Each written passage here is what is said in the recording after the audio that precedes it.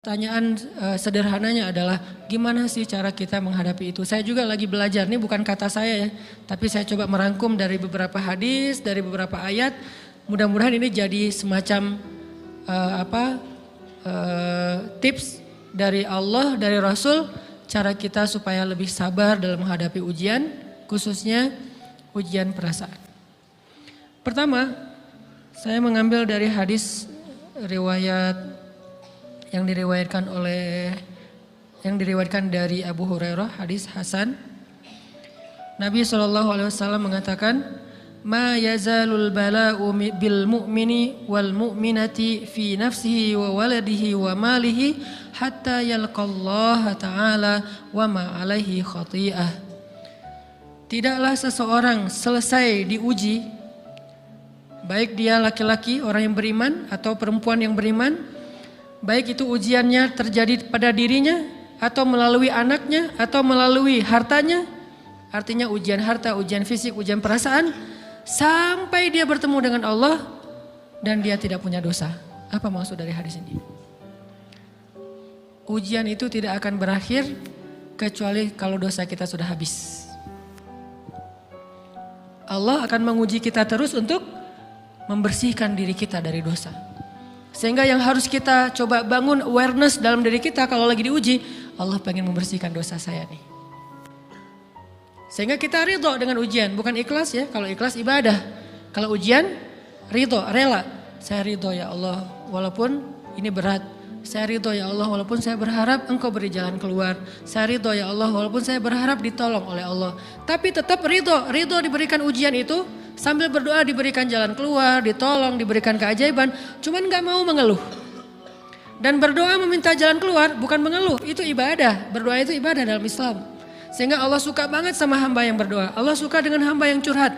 Nabi itu kalau lagi curhat, doanya aja bisa berjam-jam cuma doa doang tuh. Kayak hadis Aisyah pas lagi cemburu malam-malam kan. Aisyah lagi tidur, ini jatah malamnya Aisyah. Tiba-tiba dia nyari-nyari raba-raba, Nabi gak ada, dicari di kamar mandi gak ada. Biasanya Nabi sholat di sebelah Aisyah. Wah curiga nih, jangan-jangan ke rumah si fulan. Dicari ke rumahnya, ditelepon gak aktif, mungkin lagi dicas, datang ke rumahnya. Ketuk pintu.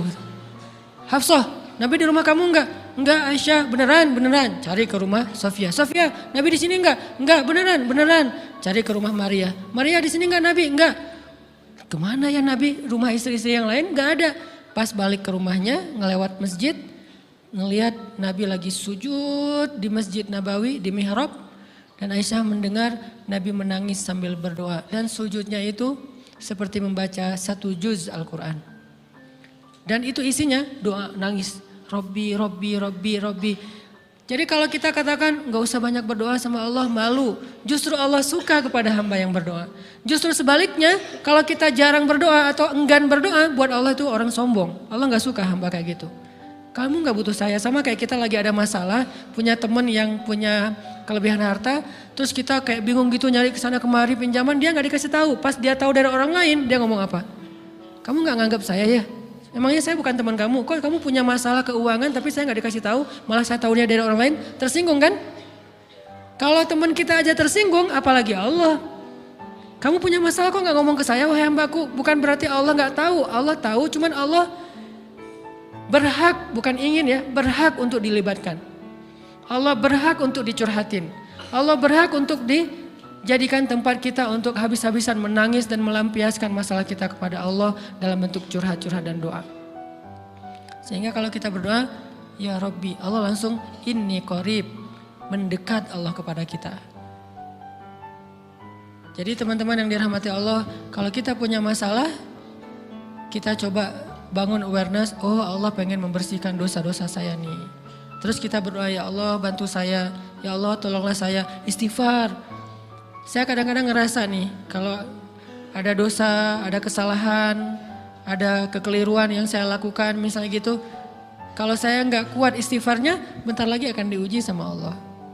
Ujiannya macam-macam, alhamdulillahnya ujiannya masih ketahan. Pasti diuji sama Allah. Kalau istighfarnya nggak kuat, taubatnya tuh nggak kuat, langsung diuji sama Allah. Dan saya langsung sadar, oh benar berarti yang tadi ini lagi dihapus sama Allah nih. Perkencang lagi, perkuat lagi istighfar. Kenapa? Karena kalau istighfar kita kuat, berarti kan dosa kita dihapus dengan istighfar ya. Otomatis ujian kita durasinya berkurang. Makin kuat istighfar, makin berkurang. Kalau istighfarnya udah mantap, udah selesai, Allah cabut tuh ujian kita. Diganti dengan kebaikan. Jadi teman-teman, kita coba sadari, oh kalau Allah menguji saya, emang saya banyak dosa. Sebelum kita mencari kambing hitam, nyalah-nyalahin orang lain, sebelum kita marah kepada orang lain, kadang wajar kita marah kepada orang lain gara-gara ucapannya, komennya, teks dari dia, wajar. Tapi sebelum itu marah dulu kepada diri kita atas dosa dan kesalahan kita yang baru saja kita lakukan. Atau yang dulu kita lakuin dan belum benar-benar kita tinggalkan. Kalau kita ngerasa banyak dosa di masa lalu sebelum kita taubat, hijrah, berarti mungkin itulah alasan kenapa sekarang kita diuji setelah hijrah. Kenapa agak-agak harus jungkir balik setelah kita hijrah. Kenapa harus sedikit berdarah-darah setelah kita hijrah. Anggap aja itu untuk mengkifarat, membersihkan dosa-dosa kita yang telah lalu. Supaya apa? Supaya kalau kita pulang kepada Allah, kita pulang dalam keadaan bersih. Dan itu pasti akan menjadi orang yang paling beruntung. Daripada nanti diberesin di akhirat, mending diberesin di dunia kan. Soalnya kalau diberesin di akhirat itu lebih berat. Akhirat itu perlakuannya beda dengan di dunia. Di dunia kalau kita salah akan dibalas oleh Allah. Kalau kita belum taubat, dibalas oleh Allah sama. Tapi di akhirat ukurannya beda. Sehingga heran ya, kalau ada orang yang merasa beruntung lolos dari hukuman dunia, dia pikir dia udah lolos dari hukuman Allah. Mending dia beresin deh di dunia daripada nanti di akhir berlarut-larut. Itu bahaya banget. Kalau buat saya pribadi dan saya yakin teman-teman juga kayak gitu, gak mau ada masalah di akhirat, mending masalah di dunia aja. Tapi masalah di dunia juga kita gak mau berlarut-larut, pengen cepat dimudahin sama Allah. Caranya istighfar. Tidaklah Allah memberikan kepada kita ujian kecuali salah satu alasannya pengen menghapuskan dosa. Idza kathurat dzunubul 'abdi wa lam yakun lahu min 'amalin liyukaffiraha fabtalahu Allahu bil hazan liyukaffiraha. Kalau seorang hamba banyak dosa dan dia enggak cukup amal untuk mengkifarat dosa-dosanya, Allah akan menguji dia dengan rasa sedih, dengan rasa kecewa, dengan rasa berat, sakit hati untuk mengkifarat dosa-dosanya. Itu yang kita bangun. Sehingga kalau ada masalah sama orang lain, kita memperbaiki diri dulu. Bukan sibuk dengan kesalahan dia terus menerus yang gak mau kita maafin. Misalnya ada teman kita nih, jadi clash sama kita. Hal pertama yang kita bangun, astagfirullahaladzim saya banyak dosa nih. Tapi kan yang salah dia, ya tapi mungkin dia nggak akan mengatakan kalimat itu, nggak akan bersikap kayak gitu kalau kita nggak punya dosa. Allah sengaja mengutus dia untuk menguji kita lewat kata-katanya, lewat perilakunya, karena kita punya dosa. Jadi penyebab pertama diuji itu bukan teman kita yang salah, itu penyebab kedua. Memang dia salah dan itu harus kita akui, realistis lah. Dia salah, dia nggak pas, dia nggak bijak, dia apa. Oke, tapi yang mentakdirkan dia salah kepada kita Allah Subhanahu wa taala. Kenapa Allah takdirkan gitu? Karena kita masih punya banyak dosa. Allah kirim kita ujian, bisa manusia, bisa alam, bisa dalam diri kita sendiri. Itu semuanya adalah cara Allah untuk menguji kita dan membersihkan dosa-dosa kita. Ini yang kita bangun pertama. Yang kedua, kata Nabi di dalam hadis Bukhari, "May yuridillahu bihi khairan." Yang terkenal kan yufaqihu fiddin, itu yang terkenal. Ternyata ada dua modelnya. Ada may yuridillahu bihi khairan yufaqihu fiddin. Siapa yang Allah pengen kasih dia kebaikan agama, kebaikan, Allah akan buat dia mengerti halal dan haram. Itu berarti Allah sayang sama dia. Ini satu model hadis. Ada model yang kedua, mirip redaksinya. May yuridillahu bihi khairan yusib min. Hadis Bukhari. Siapa yang Allah pengen ngasih dia kebaikan, Allah uji. Hah? Kok gitu caranya? Ternyata kayak gitu rahasianya. May yuridillahu bihi khairan, may yuridillahu bihi khairan. Siapa yang Allah pengen ngasih dia kebaikan, Allah kasih dia musibah atau ujian. Kenapa bisa seperti itu Ustaz? Fa inna ma'al usri yusra, Inna ma'al usri yusra. Seolah-olah Allah bilang di dalam ayat itu, kalau kalian mau dapat kemudahan, biasanya lewatnya kesusahan dulu. Kalau kalian pengen dapat keberuntungan, biasanya dapatnya kerugian dulu. Tapi keberuntungan dan kerugiannya pasti gak sebanding. Keberuntungannya jauh lebih besar daripada kerugiannya. Kerugian itu kayak modal doang, DP. Jadi kalau kita mau dapat kejutan dari Allah, Allah kasih kita DP. DP-nya apa? Ujian, DP-nya musibah, DP-nya rasa gak nyaman. Itu DP tuh. DP terhadap apa? DP dari Allah terhadap hadiah-hadiah besar yang Allah pengen ngasih ke kita setelahnya. Cuman banyak orang yang menolak DP ini. Sama kayak kita misalnya. Kalau kita mau ngasih dia hadiah, kita kasih dia kayak kejutan dulu. Dia lagi ulang tahun nih, disiram air dulu. Setelah itu dikasih hadiah-hadiah yang mahal. Rela gak disiram air demi hadiah? Rela, udah siramin lagi aja. Kalau setelahnya ada hadiah. Yang kita gak rela, kalau setelah disiram, disuruh bersih-bersih sendiri dan gak dikasih apa-apa, kan gak rela tuh. Berarti ini bab iman. Yakin gak kalau Allah tetap ngasih hadiah? Kan sabar dan iman itu ternyata tahu aman, kembar.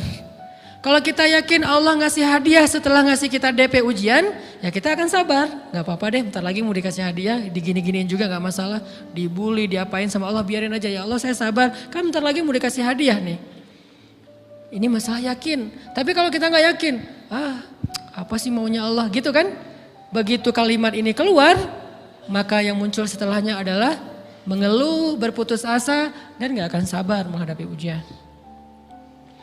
Ujian, kata Nabi, may yuridillahu bihi khairan, siapa yang Allah pengen kasih hadiah, siapa yang Allah pengen kasih kejutan, siapa yang Allah pengen kasih pertolongan, siapa yang Allah pengen kasih kebaikan, yusib min, Allah akan uji dia dulu.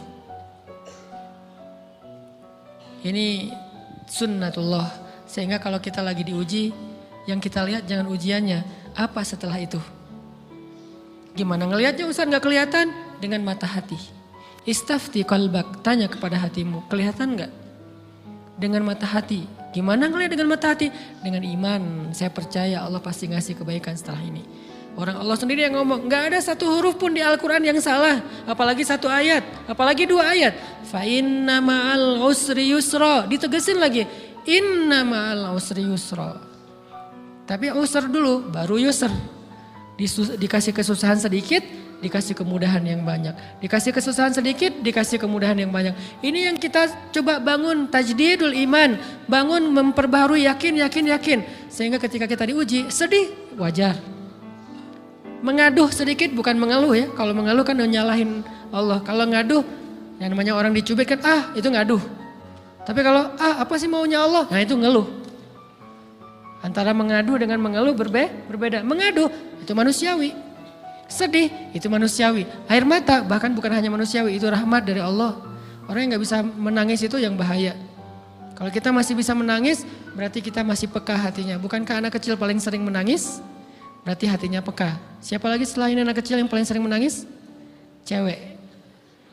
Cowok itu emang gak punya perasaan, makanya jarang nangis. Cewek dikit-dikit nangis, jangan bilang, cemen banget sih nangis, cengeng apa. Enggak, karena dia perasaannya lebih peka dari kita. Itulah kenapa Allah menitipkan bayi kepada perempuan. Kalau dititipin ke laki-laki hancur.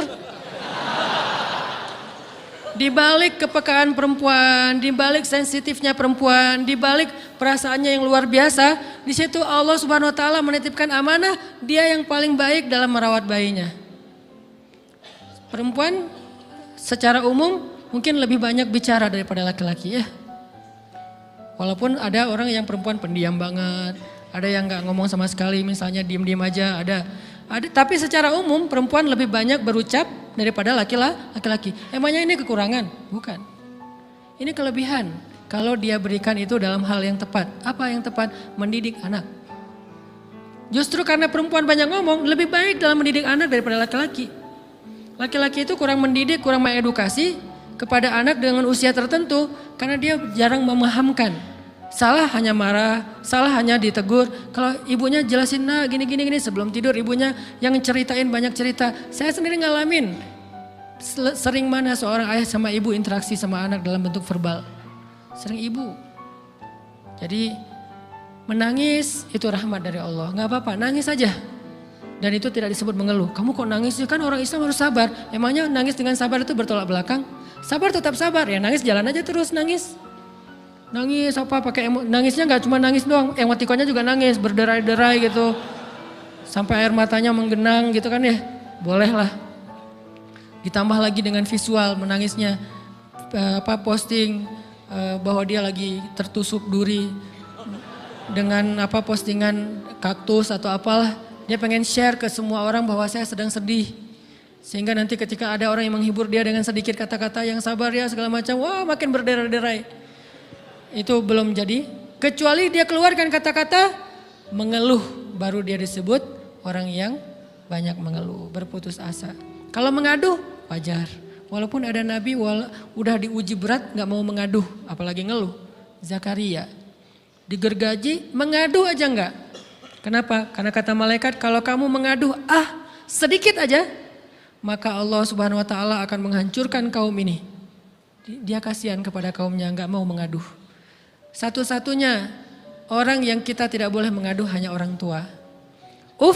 Atau itu mengeluh kalau untuk orang tua. Kalau yang lain enggak disebut mengeluh. Kalau ke teman, malas enggak apa-apa. Jangan sering-sering tapi. Apaan sih? Ke teman boleh. Tapi ke orang tua, saja itu bukan lagi mengaduh, itu sudah mengeluh. Khusus untuk orang tua. Kalau di antara manusia. Kalau kepada Allah dan Rasul, pastinya lebih dari itu. Ketika kita diam saja, tidak langsung beranjak sami'na wa ata'na labbaika ya rabbi wa sa'daik, enggak memenuhi panggilan Allah, itu sudah disebut bagian dari kufur ingkar. Tapi minimal kita mungkin masih mengaduh, kita masih menangis, kita masih lelah, kita masih merasa lemah. Setidaknya kita tidak mengeluh. Kenapa? Kita percaya Allah kalau mau ngasih hadiah kepada hambanya, DP-nya itu ujian.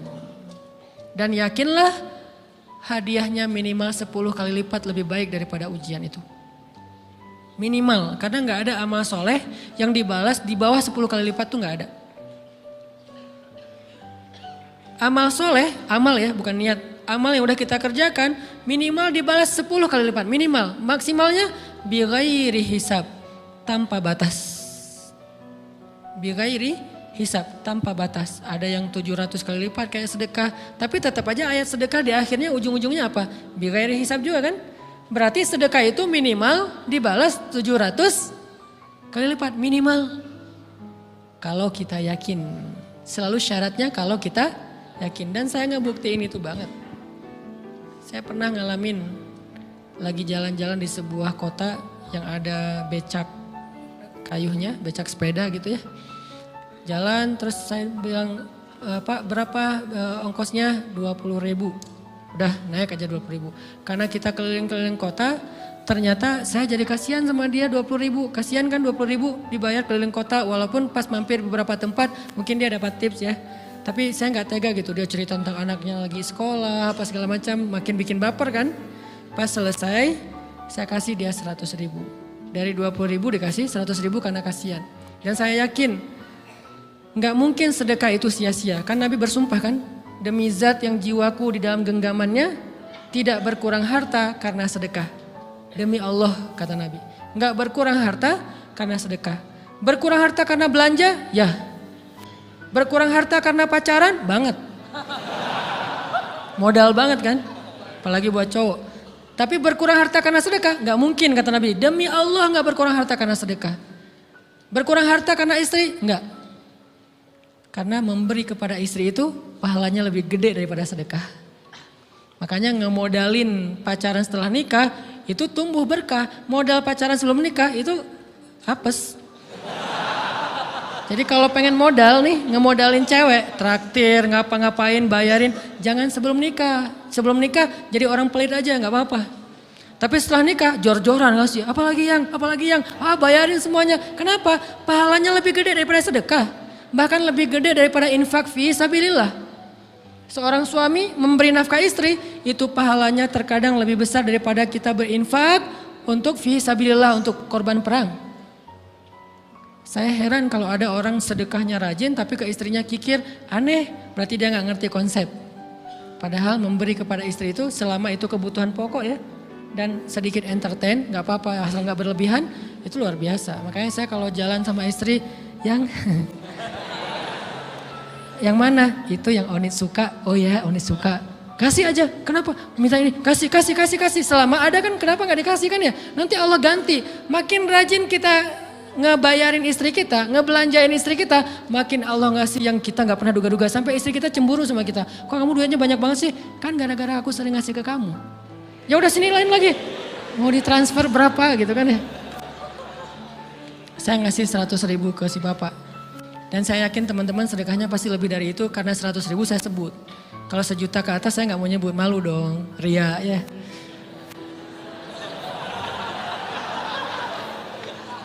Sebenarnya nggak pernah sih. 100.000 deh, karena kan kecil, saya kasih 100.000. Ternyata begitu saya kasih 100.000, dia doa.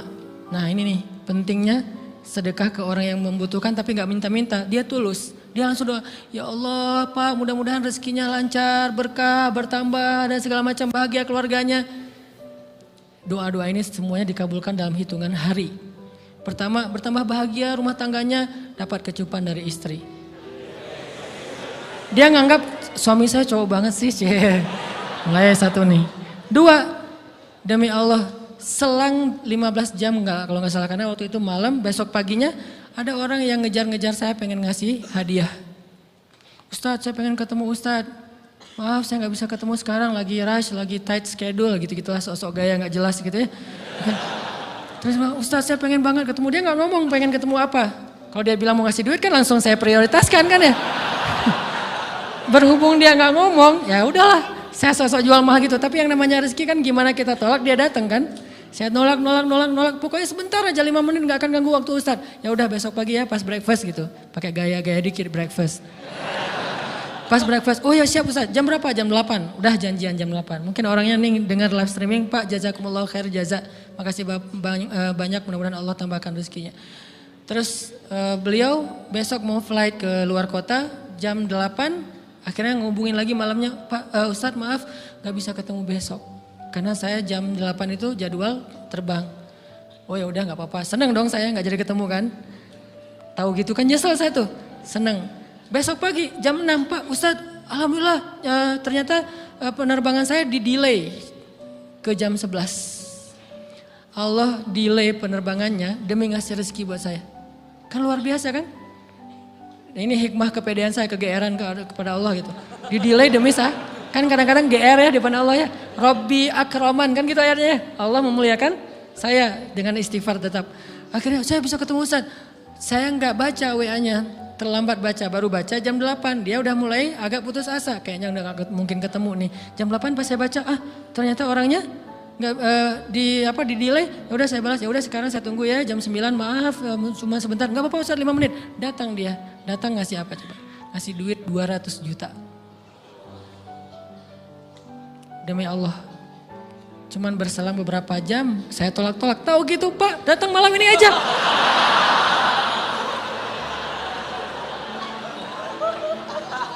Harusnya malam itu juga saya cari orangnya. Kalau perlu saya yang nyamperin Bapak. Sherlock, saya kejar. Manusia gitu banget ya. Tapi Masya Allah di situ saya jadi tahu, oh doa orang itu lebih akurat, lebih mantap, lebih diijabah daripada doa saya. Mungkin bukan karena sedekah, tapi karena doa setelah sedekah. Ya Allah dan segala macam dimudahkan sama Allah. Itu luar biasa loh. Saya nggak percaya, saya pikir main-main. Orang nih iseng kayaknya pengen ketemu doang, pengen selfie. Ternyata pas saya cek, ditransfer, di capture, Ustadz udah ditransfer. Saya, jangan-jangan nih jebakan Batman gitu ya. Nyari-nyari sana segala macam. Alhamdulillah ternyata emang niat baiknya pengen, alhamdulillah saya terkesan, saya dapat hidayah lewat Ustadz segala macam. Sekarang saya pengen membalas jasa Ustadz walaupun kecil 200 juta. Untung saya nggak kaget dan kemudian pingsan. Pak 200 juta stroke kan ya bahaya, lebih mahal dari 200 juta. Ini keajaiban ya teman-teman. Jadi kita tuh, saya kan sering bilang keajaiban itu terjadi tergantung tingkat iman. Bukan saya udah soleh banget enggak. Saya belajar terus untuk yakin deh sama Allah. Modal kita tuh kan gini sebetulnya kan. Duit kita tuh banyak loh teman-teman. Cuman gak disimpan di bank, gak disimpan di saku. Disimpannya di sisi Allah. Bedanya apa sih? Kenapa kita kalau disimpan di bank tenang? Saya lagi punya duit banyak dari 100 juta. Di mana? Di bank. Aman. Kenapa kalau disimpan di saku aman, tenang? Kenapa kalau disimpan Allah nggak tenang? Kenapa kalau disimpan di Allah kita bilang nggak punya duit? Ini kan nggak fair sama Allah. Nggak punya duit nih. Siapa bilang nggak punya duit? Kan ada Allah. Tinggal minta sama Allah. Tapi nggak ada wujudnya. Tapi kan ada janjinya. Bukankah janji Allah lebih kuat daripada wujud? Bukankah iman harusnya lebih mantap daripada sesuatu yang konkret yang kita lihat? Ada duitnya di sisi Allah. Kenapa nggak dikasih? Karena kita belum butuh. Kalau kita yakin duit kita itu ada di Allah, tapi dikasihnya pas kita butuh. Begitu butuh ya Allah langsung dikasih sama Allah. Itu banget benar-benar terjadi dalam kehidupan kita. Pasti kayak gitu. Tingkat tergantung kita yakin apa enggak. Nih kalau Allah bilang, "May yuridillahu bihi khairan", Allah kalau pengen ngasih hadiah kepada seorang hamba, Allah kalau pengen ngasih kejutan kepada seorang hamba, yusib.